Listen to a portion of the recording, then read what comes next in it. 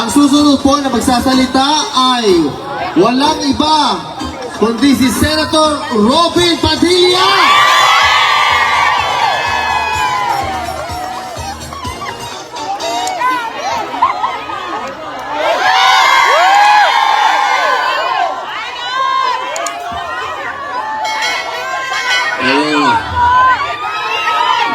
Magandang tanghali po sa inyong lahat. Nagkita-kita na naman tayo. Assalamualaikum. Napakasarap pong magkita-kita ang mga magkakabayan na nagmamahal sa bayan. Hindi po tayo nagsama-sama dahil mga chismoso lang tayo o nabayaran lang tayo. Gumastos tayo dito. Sarili niyong pera, sarili niyong hirap, sarili niyong pawis. Bumiyahe, papunta rito. Nagkita-kita tayo. Baka may humingi uli ng kiss, yari na naman ako sa asawa ko. Kaya muna po akong bumati ng Assalamualaikum sa lahat po ng mga kapatid kong Muslim. At siyempre po, peace be with you sa mga kapatid kong Kristiyano naman. Sa inyong lahat, sa ating mga, ano ba ang tawag natin? Mga Dutch, sa mga Dutch.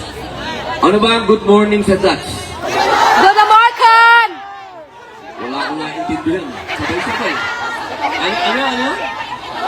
Guten Morgen? Di ba German yun? Good morning! Good morning! Alam niyo po, ngayong araw na to, masayang-masaya po tayo sapagkat makakasama natin ang pinakamagaling, pakinggan niyo po akong mabuti, na magiging Pangulo ng Pilipinas pagkatapos ni Rodrigo Roa Duterte. Alam niyo, maraming nagsasabi, ano ba ang galing niyan? Aba, dapat naman kasi mag-research kayo.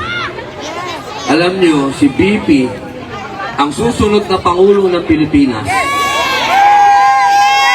noong siya ay naging mayor ng Davao, binayaran lahat ni BP ang utang ng Davao.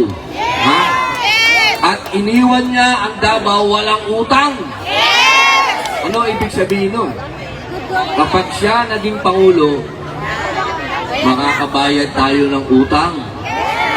Lalong-lalo na kapag nabigyan ng halaga ang mga OFW at mga migranteng katulad ninyo.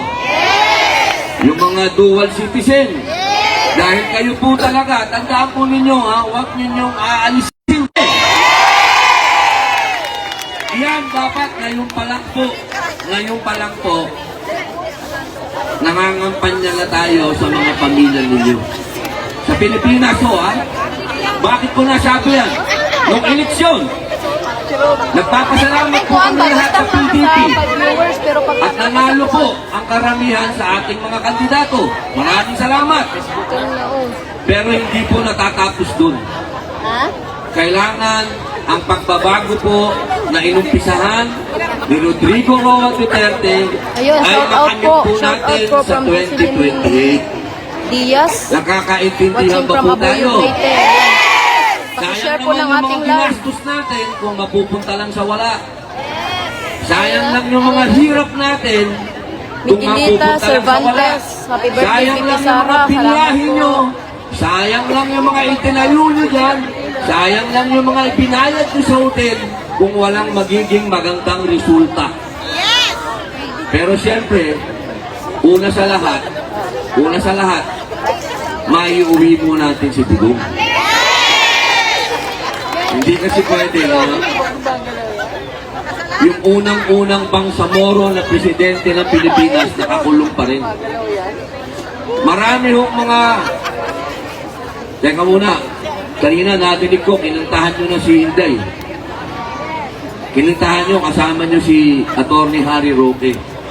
Maraming salamat at binibigyan natin ng napakainit na pagtanggap kay Inday Sara Duterte. Alam niyo, Napakahirap ng dinadaanan ng ating busy Shoutout po sa ating presidente. 13 viewers. Lahat ng klaseng pagsubok na dumating na.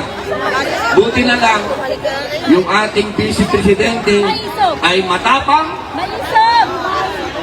at katulad ninyo na matiisin at mapagmahal sa magulang. Kaya sana po, yung kanyang pakikibaka para maiuwi ang kanyang ama, ang ating mahal na dating Pangulo, panindigan po natin ito at walang iwanan. Napakahalaga po niyan. Hindi po dahil sinasabi sa atin, hindi, puon nyo yan eh. Puon nyo, sinasampan nyo yan. Si Digong. Ay pambihira naman, oo. Alam naman namin cute si Digong. Napaka-cute, parang teddy bear. Pero hindi namin sinasamba si Digong. Si Digong, mahal namin sapagkat sa kanya nag-umpisa ang pagbabago. Yung pagbabagong hinihingi namin mangyari sa bayan namin. Kaya, ladies and gentlemen, you have to tell your friends, o English yan, romance and countrymen. Diba? You have to tell the people in Europe, yes, Digong is the best president that we ever had. Totoo yan. But of course, you have to tell the foreigners, the Europeans, well, kasama ko dito, may taga-Amerika dito, may taga-Sweden. Yung kasama ko nagbabantay sa exhibit, taga-Tennessee. Nagbabantay kami dyan, umaga pa lang hanggang hapon. Kinakausap namin yung mga puti, nagpapaliwanag kami tungkol kay Digong. Lagi namin, huwag niyo pong kalilimutan sabihin lagi na si Digong ay Bisaya. Number 1 yun. Si Digong ay hindi multicultural. Ibig sabihin siya ay tugong bughaw. Tunay na may-ari ng bayan natin, ha?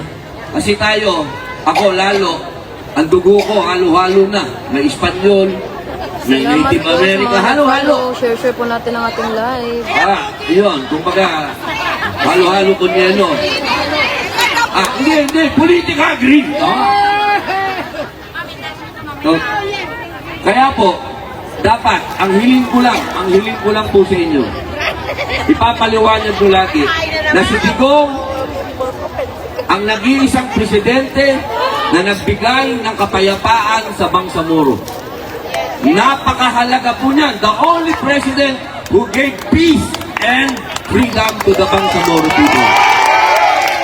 It is not true that he committed genocide. That is not true. Kay Kuan eh, oh. Digong, it was President Duterte who gave autonomy to the Bangsamoro people. English yan. Ang tagal kong pinractice yan. Pero tandaan po ninyo yan, ha? Salamat po. Don't ever forget! Wala din dito dahil ang ganda ng panahon. Again, thank you for being here. Maraming salamat po. Nandito kayo. Sa lahat ng mga kasama ko dito, araw-araw, thank you. Share po natin ang Uwi ating muna ako live. kasi ang gusto ni Inday Sara, bloodbath, ang impeachment. Yes! Kaya, lali sila. Kaya pagbalik ko, babalik ko ako dito ulit. Kasi walang iwanan ko eh. Pagkatapos ng session, babalik po ako ulit ito. Magkita-kita tayo. Maraming salamat po. Happy birthday, Inday Sara. Happy birthday.